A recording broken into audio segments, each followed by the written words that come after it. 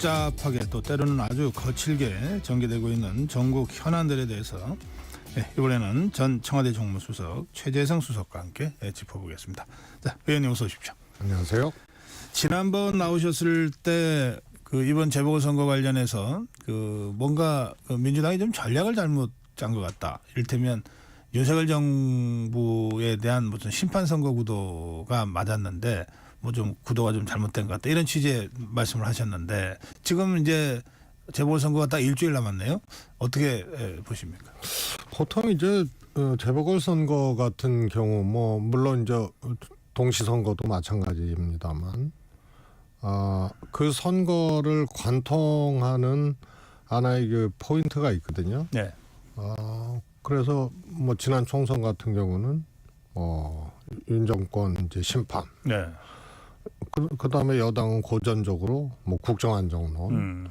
그런데 그때 국민의힘이 2조 심판 뭐 이런 얘기, 또 운동권 심판 네. 뭐 그래갖고 어떻게 보면은 야당의 정권 심판 프레임에 그 왜 코끼리는 생각하지 마 유명한 책이잖아요. 상대 프레임에 그대로 말려가지고 국민의힘이 지난번 총선을 통해서 주장하고 있는 왜 우리를 찍어줘야 하는지 이런 것을 제시하지 못하고 네. 오히려 심판 프레임에 그냥 들어가서 2조 심판, 운동권 심판 뭐 이렇게 갔단 말이에요. 네. 그런데 이번 재보궐선거는 한마디로 얘기해서 국정 지지도가 형편없이 추락해진 상태고 이런저런 이제 여권의 문제, 대통령 또 김여사 문제에서 민심이 그냥 돌아서다 못해 그냥 분노하고 있는 정도의 지경이거든요. 그래서 선거 구도를 굉장히 간결하게 민주당이 갖고 갈 수 있었어요. 그런데 지금 포인트가 조국 이재명 대결, 영광 이제 선거를 놓고 네. 곡성 영광 선거를 놓고 그러니까 여야 대결 구도 그다음에 정권에 대해서 이번 선거에서 어떤 의미를 부여할지 이런 것들이 이제 혼재되거나 실종돼 버린 이런 선거가 돼버려서요. 선거 구도를 설정하는 것 자체가 제가 보기에는 조금 오류가 있었다고 봐요. 그러다 보니까 금정에 확 집중을 못하게 되고 금정도 뭐 단일화 뭐 우여곡절 끝에 야권 단일화가 됐습니다만 이렇게 돼버린 거예요. 그래서 한마디로 뭐 이번 선거의 의미가 뭐냐 하고 묻는다면 글쎄 이재명 조국 당 누가 이길까 이것도 있고 그다음에 정권 심판 혹은 이 정권에 대해서 또 회초리를 들고 뭐 이거는 어떻게 보면은 이 서브 슬로건 정도 슬로건. 이렇게 돼버리는 거기다가 지금 영광이 심상치가 않잖아요. 네. 진보당이 그야말로 약진을 해서 당선 가능성 지점까지 갔거든요. 네. 그러면 만약에 진보당이 되면은 그러면은 선거 결과에 대한 어떤 일종의 해석이라든가 이런 거 어떻게 될 것인가. 그래서 매우 복잡하게 만들어 놓은 거라서 네. 저는 민주당이 선거 전략을 애당초 조금 잘못 세운 그런 거 아닌가. 그리고 거기에는 좀 너무 편안하게 생각한 이런 점이 있다. 금정구청장 후보 단일화를 이제 더불어민주당 후보로 이제 했잖아요. 뭐 여론조사를 통해서 했다고 뭐 발표를 했는데, 근데 어쨌든 이제 조국혁신당에서는 봐라 우리가 금정구에서 양보했으니까 영광에서는 당신들이 양보해라 뭐 이런 주장들도 하고 있는 것 같은데. 그런데 그거는 앞뒤가 안 맞는 얘기고요. 예. 선거라는 건 그렇잖아요. 뭐 평소에 뭐 정치적인 어떤 주장이라든가 이런 것도 마찬가지지만 정당은 평소에는 지지율로, 선거 때는 표로, 언어와 또 이 행동, 언어와 태도를 통해서 국민들에게 표를 달라. 선거 때는 평소에는 지지해달라 이러는 거거든요. 그러니까 만약에 이런 걸 가정해 볼 수 있죠. 호남에서 공천연합을 하고 그래서 뭐 조국혁신당과 민주당이 예를 들어서 두 개 군수 선거에 대해서 연합 공천을 하고 그 왜 그러냐? 박지원 의원이 얘기를 했잖아요. 윤석열 정권을 앞에 놓고 호남의 진보표를 분열시키면 안 된다. 여긴 정확한 얘기거든요. 그런데 박지원 의원의 결론이 틀렸어요. 그러니까 조국 신당이 양보해라. 해야 된다. 이렇게 결단해라. 이렇게 얘기를 해서요. 앞에 진단은 정확한 건데 결론은 조금 너무 편안하고 약간 이제 오만하다고 느껴질 정도로 그런 거였어요. 결론이 잘못됐어요. 근데 만약에 연합공천을 하고 금정구에서 또 단일화를 해서 민주당 후보가 나서고 이렇게 되면은요 이 정권 안 된다라는 구도가 간명하게 설정이 되는 거예요. 근데 호남에서 그렇게 하지 않고 너무 편안한 선택을 하다 보니 좀 선거 자체도 조금 엉킨 측면이 있고 결과가 만약에 민주당의 호남에서 영광에서 민주당의 패배로 귀결지어진다면 그거는 민주당 입장에서는 매우 안 좋은 그런 상황이 되는 거죠. 더불어민주당에서 우리 최재성 수석의 그 논평을 들었는지 모르겠는데 어쨌든 이 선거를 이제 지원 유세를 하면서 윤석열 정부 심판 구도를 부각시키려고 하는 것 같긴 해요. 더불어민주당에서. 근데 이제 그 과정에서 이런 발언이 나왔을 것 같은데 끌어내려야 된다. 이제 이재명 대표가 윤석열 대통령, 윤석열 정부를 비판하면서 끌어내려야 된다 이랬어요. 그러자 국민의힘에서 즉각 탄핵 얘기한 거냐, 탄핵하자는 거냐 그랬더니 또 그건 아니라고 또 지금 얘기를 하고 있는데 이 부분은 어떻게 보세요?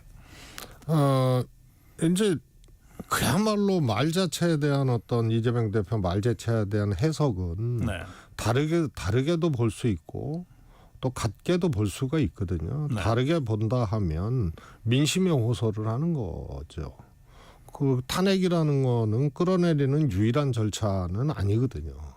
그래서 다시 한번 표로 심판해 주고 그 다음에 그래도 안 되면은 민심이 끌어내려야 된다는 이런 얘기로도 해석할 수 있고 탄핵을 해야 된다는 거는 일종의 이제 법률적 절차 또 국회에서 할 수 있는 이런 절차를 얘기하는데 이걸 명시적으로 얘기를 하면 끌어내리는 길은 뭐 여러 가지 길이 있죠. 그리고 탄핵이 됐든 뭐가 됐든 간에 민심이 움직이지 않으면 지난번 박근혜 정권 때처럼 그때 국민들이 그랬잖아요. 국민은 퇴진, 국회는 탄핵. 이게 광화문에서 나온 슬로건이거든요. 그래서 국회가 탄핵 절차를 이제 시작을 한 것도 민심의 명령이에요. 그래서 이거는 해석을 저건 탄핵을 하겠다라는 것으로만 해석하기는 조금 어려운 측면들이 있다고 봐요. 지금 뭐 실제로는 이제 더불어민주당이 당론으로 탄핵 이렇게 정한 건 아닙니다. 그런데 소속 의원들 한 9명인가가 탄핵 준비 모임을 다른 당 의원들과 결성해서 또 움직이고 있고 또 조국혁신당은 공식적으로 탄핵 추진위원회를 당기구로 띄웠잖아요. 그런 상황에서 이제 이재명 대표가 임기 전에 끌어내린다 이거거든요. 임기 마치기 전에 끌어내야 된다고 하는 주장을 계속하면 뭐 국민들 입장에서 뭐 그 말의 그 뉘앙스나 뭐 맥락을 깊이 살펴볼 상황이 아니잖아요. 국민들은 그냥 언론이 전해주는 한두 마디를 갖고 판단하게 되는데 탄핵하자는 얘기네. 이렇게 들을 가능성이 매우 높지 않습니까? 그렇게 그래서 제가 두 가지 이제 해석이 다 해당이 되는 거고 또 저걸 탄핵을 명시적으로 얘기를 안 했기 때문에 민심에 호소하는 것으로 저는 이제 해석을 하고 있는 거고요. 그런데 이제 마음은 뭐 이재명 대표나 민주당은 이미 저건 탄핵감이다. 그리고 탄핵하고 싶다라는 마음은 있겠죠. 그러나 그거는 일종의 이제 법률이 뒷받침이 되는 절차이기 때문에 물러나라 하야라고는 분명히 다른 법률적 절차거든요. 그렇기 때문에 수사가 이루어지고 또 그런 법률적으로 분명한 혹은 또 누구나 그렇게 인정할 만한 그런 결격들이 명시적으로 네. 이렇게 보여야 가능한 그런 거거든요. 그래서 마음은 그렇다고 해석되어지나 여건은 아직 뒷받침되지 않고 있다. 그러니까 탄핵을 하겠다. 이런 얘기, 탄핵을 해야 된다. 이런 얘기를 민주당이 못 하고 있는 거죠. 그러니까 마음과 몸이 지금 딱 일치되는 시기는 아니다. 이렇게 뭐. 알겠습니다. 자, 그런 상황에서 이 명태균 씨의 그 폭로가 지금 연일 언론 인터뷰를 통해서 지금 나오고 있는데요. 그 구체적으로 뭐 이런저런 얘기들이 나오고 있고 당사자들은 뭐 부인하고 있고 뭐 그런 상황입니다. 그건 어떻게 보십니까? 하여튼 뭐 이제 뭐 왕조실록이나 징비록 이런 얘기는 들어봤어도 네. 녹취록의 시대가 열린 것 같아가지고 그런데 조금 이거는 다른 것 같아요. 우선은 명태균 씨가 흔히 얘기하는 뭐 여론조사 뭐 업체를 하고 있고 정치 컨설턴트 뭐 이런 차원에서 그 수많은 선거 때 특히 대선 같은 경우에는 뭐 이렇게 그렇게 접근하는 수많은 사람 중에 한 명이다. 이렇게 보기에는 분명히 어려워요. 왜냐하면 대통령 부부하고 만났잖아요. 그리고 대통령이 그 중요한 순간에 김종인 비대위원장을 만난다거나 이럴 때 배석을 해요. 근데 대통령 후보의 배석 이런 정도의 의미라는 거는 정말로 핵심 중에 핵심이 아니면은 불가능한 거 아닙니까? 그런데 이분은 정치인도 아니고 뭐 후보의 비서실장도 아니고 그런단 말이에요. 그런데 배석을 했어요. 중요한 순간마다. 그다음에 만나게 된 개개인들도 이 정치인들이 유력 정치인들이 있고 그러니까 그냥 핫바지는 아니에요. 그래서 적어도 윤석열 대통령 부부와의 관계는 적어도 정치적으로는 매우 밀접한 관계였고 어떻게 보면은 조금 대통령 부부가 의지하는 정치적으로 의지하는 혹은 또 아주 중요한 그러는 이 자문 뭐 이런 거 서포트를 받는 이런 관계로 저는 해석되어질 수밖에 없어요. 지금 대통령실이 이 문제 관련해서 이제 공식 입장을 냈는데 대략 그런 겁니다. 대통령 되고 나서는 뭐 안 만났다, 연락도 없었다. 근데 이제 명태균 씨는 뭐 녹취록이 있다 그러고 막 통화 기록이 있다고 막 그러잖아요. 그러니까 지금 최 수석께서 말씀하신 대로라고 하면 대통령실이 함부로 그런 그 근거를 갖고 있을 가능성이 개연성이 높은 명태균 씨를 상대로 뭐 안 만났다, 관계가 없다라고 얘기하기는 쉽지 않잖아요. 저는 네. 일종의 대통령실에서 그렇게 하지 않으면 안 되는 사정이 있었다고 봐요. 제가 보기에는 명태균 씨에 대한 대통령실의 해명 이것은 일단은 거짓일 가능성이 크다고 보고요.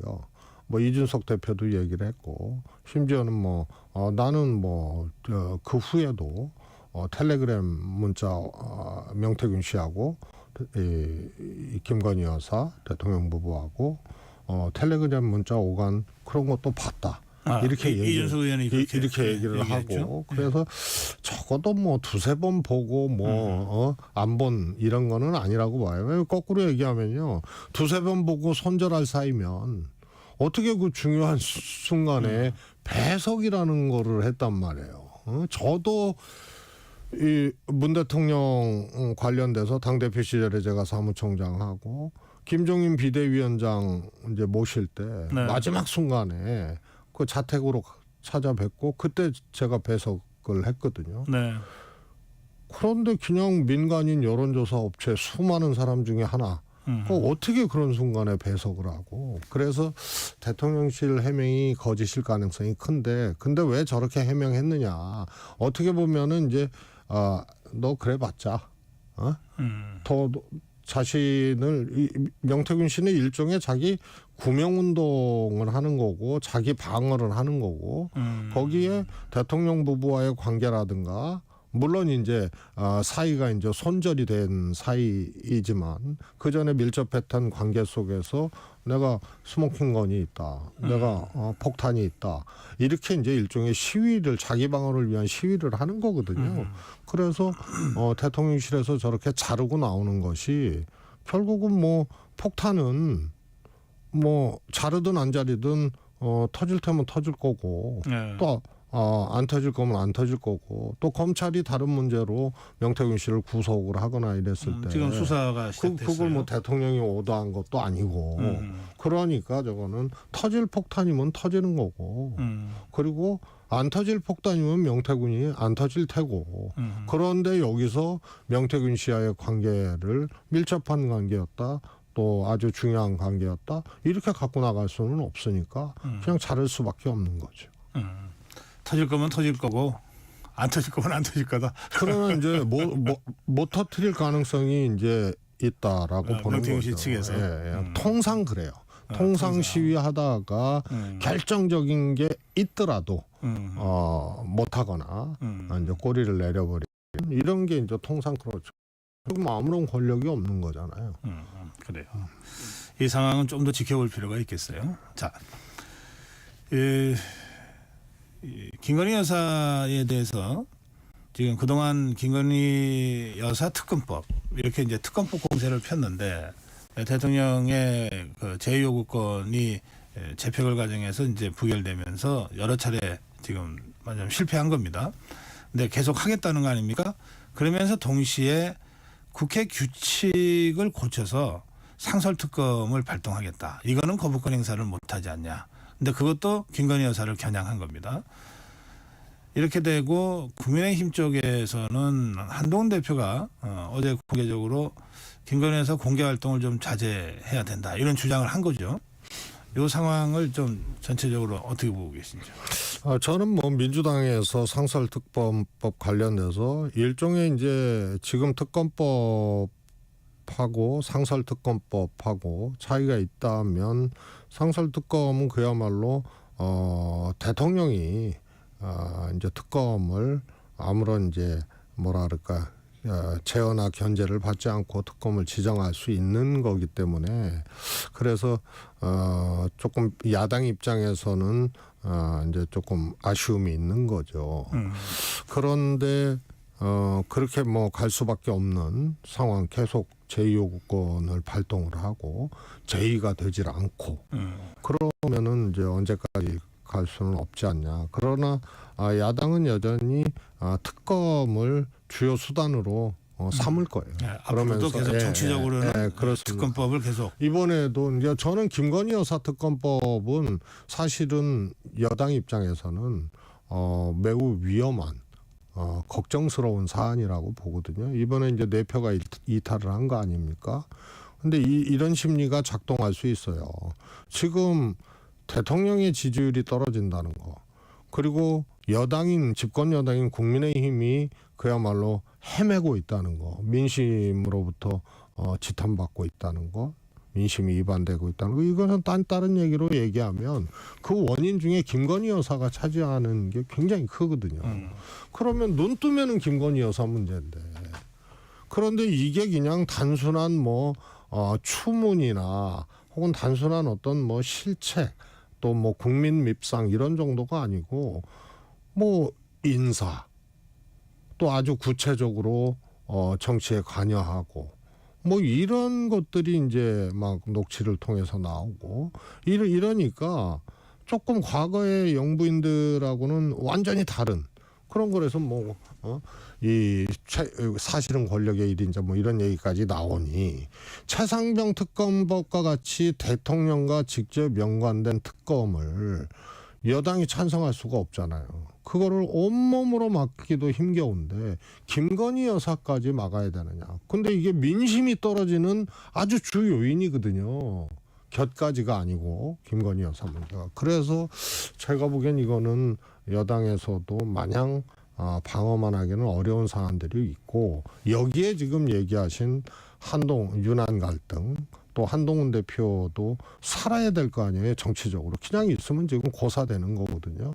그리고 이거 민심이라든가 이 사안의 실체를 보니 김건희 여사 문제나 이런 것들이 심각하다 이렇게 보고 있는 거 아니에요. 그런데 윤한 갈등은 자리 잡고 있고 더 격화되고 있어요. 그러니까 이것이 하나의 정치적 선택으로 특검법이 통과될 가능성이 앞으로 저는 더 커진다고 봐요.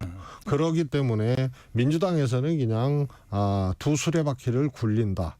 이 정도로 상설특검법을 만지는 것에 대해서는 해석을 하되 주 무기는 특검법이 될 거다 이렇게 보고 있고요. 예. 저는 한동훈 대표의 저 얘기는 마치 명태균 씨가 대통령이나 대통령 부부를 상대로 지금 자기 방어용 시위를 하고 있잖아요. 네. 마치 스모킹건이 있는 것처럼. 그런데 한동훈 씨는 뭐 방식과 내용은 좀 다르지만 한동훈 대표는 그냥 뭐 밥도 안 먹어주고 안 만나주고 거의 말해서 쉽게 말해서 한동훈 대표 그냥 인정 안 하고 그냥 밟고 있는 거거든요. 그래서 대표되는 거 원치도 않았고 앞으로 대통령 되는 거 원치도 않고 지금 상황에서 당대표로서 떠오르는 태양되고 힘 갖는 것도 원치 않고 이쯤이 이제 읽혀지는 대통령의 생각이거든요. 네. 그런데 한동훈 대표도 당대표고 정치인이고 결심하고 나선 사람 아니에요? 그런데 여기서 죽을 수가 없잖아요. 근데 민심과 청와대, 민심과 대통령과의 이제 그 간극들 이 속에 김건희 여사도 있고 여러 가지 문제가 있단 말이에요. 그래서 두 가지 주목해서 봐야 돼요. 김건희 여사에 대한 최근 발언, 행동을 자제해야 된다. 그 다음에 나도 뭐 선택을 할 수밖에 없다.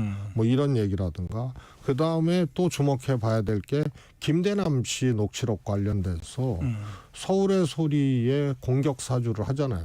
총선 때 한동훈 대표가 여론조사 비용을 사적으로 일종의 이제 유용 비슷하게 했다. 근데 이게 서울의 소리에서 보도가 되거든요. 근데 이건 별것도 아니에요.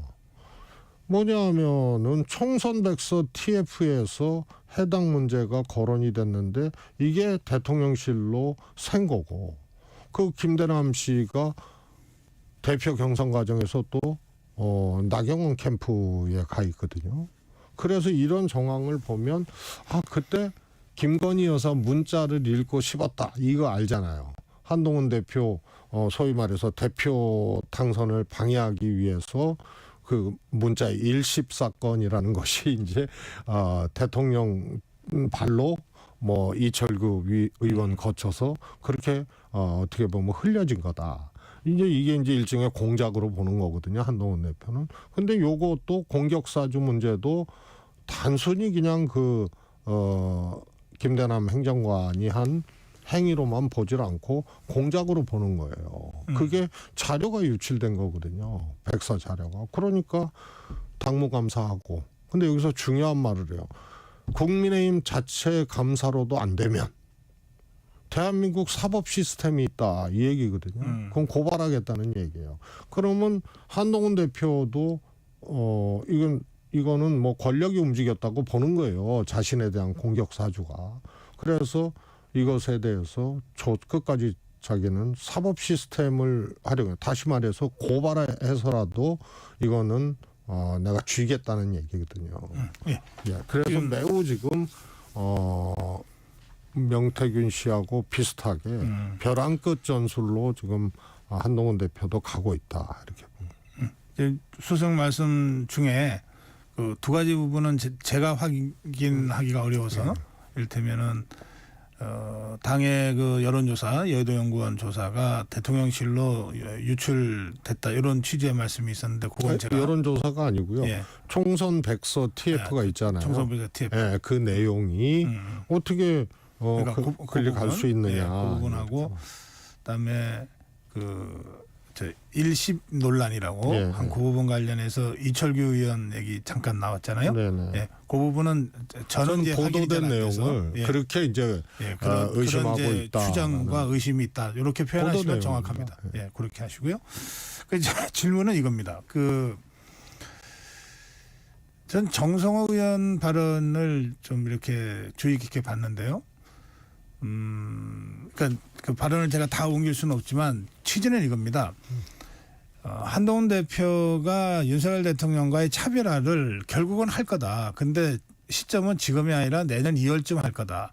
왜 2월이냐? 4월에 재보궐선거가 좀 크게 있을 텐데 거기서 지면은 한동훈 대표 정치 생명이 끝이니까 내년 2월 정도부터 차별화를 본격적으로 하지 않으면 정치적으로 살아남기 어려울 거다. 이제 이런 전망을 했어요. 그런데 또 오늘 일부 언론에서 보도되기로는 윤석열 대통령과 한동훈 대표가 독대를 하기로 했다는 보도가 나왔잖아요. 그러니까 이제 서로 간에 이런 전망이 막 엇갈리면서 또 공방도 있고 또 대처도 있고 뭐 이런 것 같아요. 이 부분 마지막 주제가 될 것 같아. 짧게라도 좀 정리해 주실래요? 제가 이제 좀 전에 한동훈 대표가 벼랑 끝 전술을 쓰고 있다. 이제 이런 말씀을 드렸는데 이건 거꾸로 얘기하면 같이 공멸하거나 아니면은 타협이 되거나 네. 그래서 벼랑 끝 전술을 쓰는 거거든요. 그래서 그런 시각으로 해석하고 지켜보면 해석이 그럼 그 벼랑 끝 전술의 결과가 독대 성사로 나올 수도 있다. 저는 실제로 독대 그 기사가 뭐 사실이 맞는지는 모르겠어요. 근데 예. 뭐 보도가 됐으니까 예. 그것도 유력한 일간지에서 보도가 됐으니까 그래서 아마 글쎄 아직은 거기서 무슨 유난 사이에 이제 타협점을 찾거나 그런 건 아니고 독대를 한다 하더라도 좀 밀려서 하는 거죠. 그동안 뭐 소위 말해서 만찬이든 뭐 자리든 예. 여기서 한동훈 대표가 거의 밥그릇을 뺏겨버린 초대받지도 못한 뭐 이런 상황이었기 때문에 그런 차원 정도로 밀려서 하는 독대 이런 정도로 좀 해석이 되지 않나 싶고요. 벼랑 끝 전술이라는 게 이제 통해서 추락하거나 혹은 협상이 되려면 네. 조금 쿠킹이 돼야죠. 알겠습니다. 오늘 여기까지 드려야 되겠네요. 예, 말씀 잘 들었습니다. 네, 고맙습니다. 네, 최재성 전 청와대 정무수석이었습니다.